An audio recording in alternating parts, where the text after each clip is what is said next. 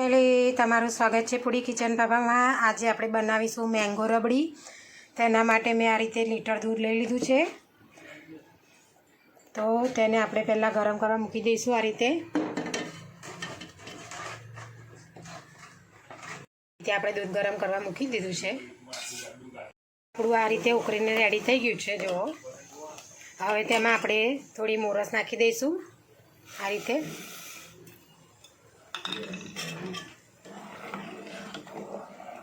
હવે તેને આપણે આ રીતે થોડી વાર ઉકળવા દઈશું, જ્યાં સુધી આપણી મોરસ અંદર ઓગળીને એ ના થઈ જાય, મિક્સ ના થઈ જાય। ગળપણ તમારે તમારા ટેસ્ટ પ્રમાણે લેવું। દૂધ આ રીતે ઉકળીને રેડી થઈ ગયું છે। હવે આપણે તેમાં આ રીતે મેં મિલ્ક પાવડર લીધો છે, કસ્ટર્ડ પાવડર લીધો છે, થોડું ઠંડુ દૂધ લીધું છે। આ રીતે કસ્ટર્ડ પાવડર જો આવે છે વેનીલા, એનો તે લઈ લીધું છે મેં। હવે આપણે એક બાઉલમાં આ રીતે લઈ લઈશું મિલ્ક પાવડર, કસ્ટર્ડ પાવડર લઈ લઈશું।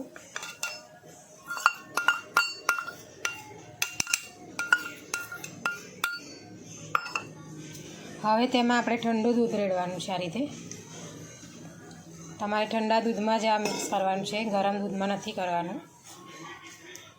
ગરમ દૂધમાં જો તમે કરશો તો ગઠ્ઠા થઈ જશે। આ રીતે આપણે મિક્સ કરી દઈશું। દૂધ આ રીતે ઉકળે તો જ રબડીનો ટેસ્ટ કમ્પ્લીટ આવશે। તેને ઉકાળવાનું વધારે છે, આપણે જાડું ને એવું દૂધ કરી દેવાનું છે એકદમ।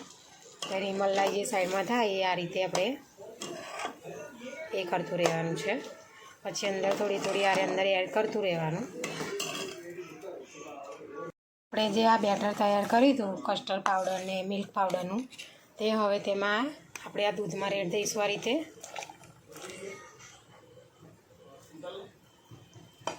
હવે તેને સતત હલાવવાનું છે આપણે। કસ્ટર્ડ પાવડર અને મિલ્ક પાવડર નીચે ચોંટી ના જાય એટલા માટે, ઘટ થાય ત્યાં સુધી।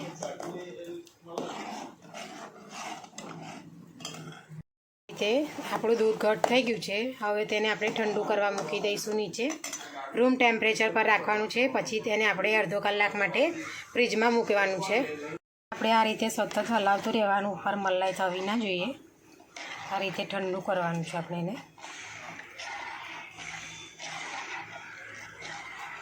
મેં મોટી કેરી લઈ લીધી છે। દૂધ ઠંડુ થાય ત્યાં સુધી આપણે તેને સમારીને ક્રશ કરી નાખવાની છે મિક્સરમાં એકદમ। કેરીને મેં આ રીતે ઝીણા કકડા કરી નાખ્યા છે। હવે તેને આપણે ક્રશ કરી લઈશું મિક્સર જારમાં। દૂધ આ રીતે ઠંડુ થઈ ગયું છે। હવે તેને આપણે ફ્રીજમાં મૂકવાનું છે। કેરીને પીસી કાઢી જુઓ મિક્સર જારમાં। હવે જે આપણે ઠંડુ દૂધ થયેલું છે તેમાં નાખી દઈશું આ રીતે।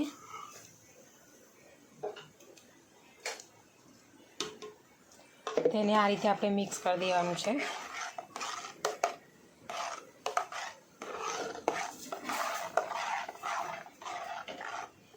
આપણે પલ્પ નાખ્યા પછી આ રીતે મિક્સ કર્યા પછી જો આ રીતે થઈ ગયું છે। હવે તેમાં આપણે થોડા કાજુ અને બદામના ટુકડા નાખી દઈશું। આ રીતે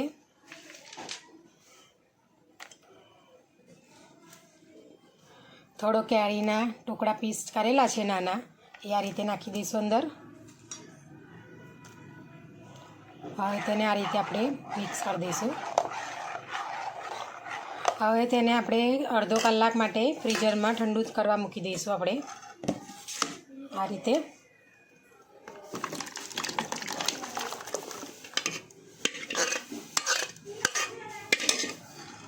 કરી દીધું છે।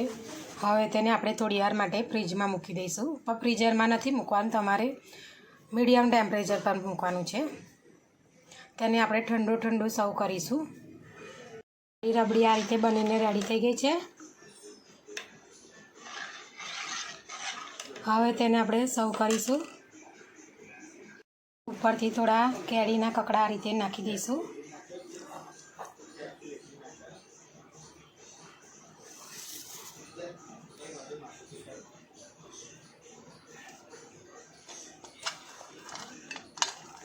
થોડી બદામ અને કાજુનું ટુકડા નાખી દઈશું.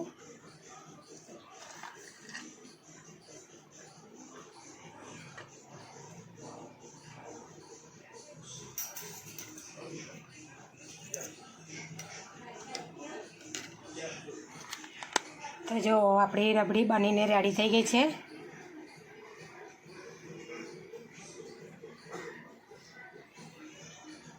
જો અમારી વિડીયો તમને પસંદ આવી હોય તો લાઈક, શેર, સબસ્ક્રાઈબ કરવાનું ભૂલતા નહીં. Thanks for watching.